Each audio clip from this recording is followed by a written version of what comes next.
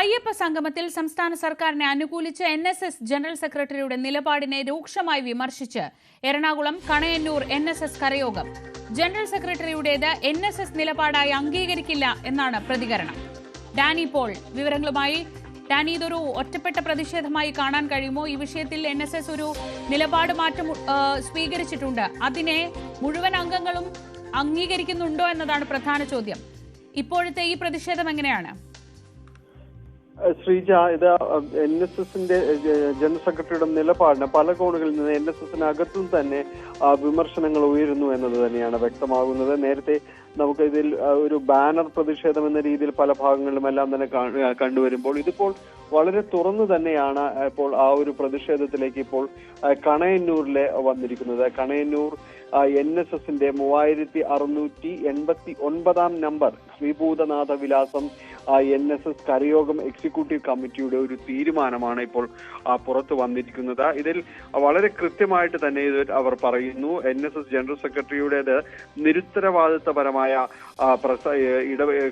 നിലപാടായി പോയി. അദ്ദേഹം ഈ കാര്യത്തിൽ സ്വീകരിച്ചത് സ്വന്തം നിലപാടെന്ന് പറയാവുന്ന രീതിയിലുള്ളതായിരുന്നു. ഇത് NSSന്റെ നിലപാടായി അംഗീകരിക്കാൻ കഴിയില്ല എന്ന് തന്നെ പറയുന്നു. അങ്ങനെ ഞങ്ങൾ അംഗീകരിക്കില്ല എന്ന് ഈ കരയോഗം വ്യക്തമാക്കുന്നുണ്ട്. സുകുമാരൻ നായർക്ക് വ്യക്തിപരമായ നിലപാടാകാം.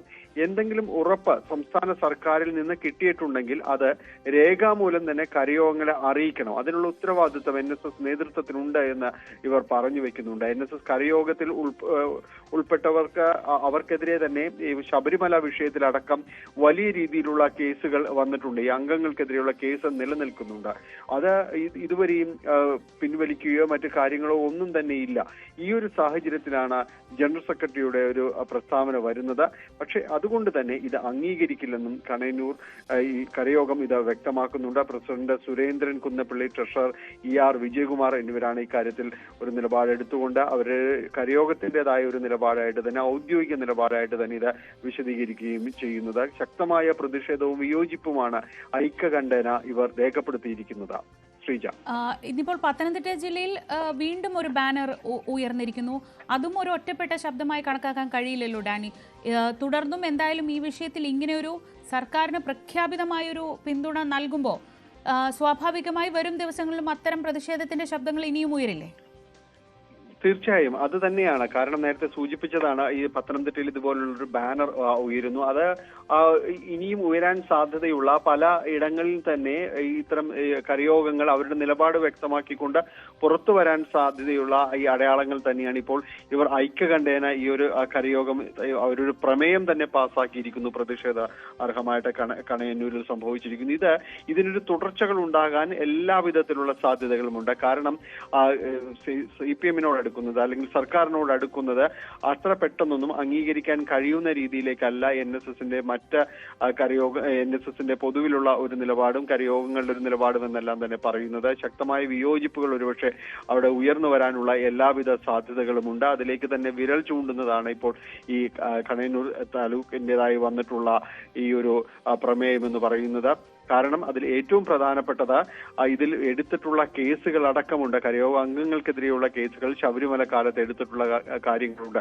അപ്പോൾ അതിനെ മറന്നുകൊണ്ട് എങ്ങനെയാണ് സമരസപ്പെടുവാൻ കഴിയുന്നത്?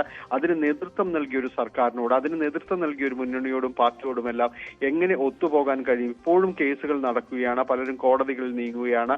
അപ്പോൾ അത് ഒരു ഭാഗത്ത് തുടരുമ്പോൾ എങ്ങനെയാണ് ജനറൽ സെക്രട്ടറിക്ക് ഈ ഒരു കാര്യത്തിൽ മറ്റൊരു നിലപാടെടുക്കാൻ കഴിയുക എന്നതാണ് ചോദിക്കുന്നത്. ഇന്ന് പ്രമേയത്തിൽ പറഞ്ഞതുപോലെ ഏതെങ്കിലും രീതിയിലുള്ള ഒരു ഉറപ്പ് സർക്കാരിന് ലഭിച്ചിട്ടുണ്ടെങ്കിൽ അത് കേസിൻ്റെതാകാം, മറ്റേതെങ്കിലും കാര്യത്തിലാകാം, അങ്ങനെയുണ്ടെങ്കിൽ അത് വിശദീകരിക്കുക. അത് രേഖാമൂലം തന്നെ കരയോഗങ്ങളെ അറിയിക്കേണ്ട ഒരു ബാധ്യതയുണ്ട്. ഇതൊരു വ്യക്തിപരമായ സംഘടനയോ പ്രസ്താവനയോ കാര്യങ്ങളോ ഒന്നും തന്നെയല്ല. അപ്പോൾ അത് പൊതുവായിട്ട് തന്നെ അഡ്രസ്സ് ചെയ്യപ്പെടേണ്ടതാണ്. അത് തീർച്ചയായും തന്നെ ജനറൽ സെക്രട്ടറി അത് അറിയിക്കണമെന്നതെല്ലാമാണ് ഇവർ വിശദീകരിക്കുകയും ചെയ്തത്. ഏതായാലും ഈ വിഷയത്തിൽ നിലപാടുകൾ വരും ദിവസങ്ങൾ കൂടുതൽ ശക്തമാകുമെന്ന് തന്നെയാണ് വരുന്നത്. പ്രത്യേകിച്ച് രാഷ്ട്രീയപരമായ ഒരു വിഷയം കൂടിയുണ്ട്, രാഷ്ട്രീയ നിലപാട് കൂടിയുണ്ട്. സർക്കാർ ഭൂരിപക്ഷ സമുദായങ്ങളുമായിട്ട് അടുക്കാൻ ശ്രമിക്കുകയാണെന്നൊരു പൊതുവിമർശനം മറ്റിടങ്ങളിൽ ഉയരുന്നു.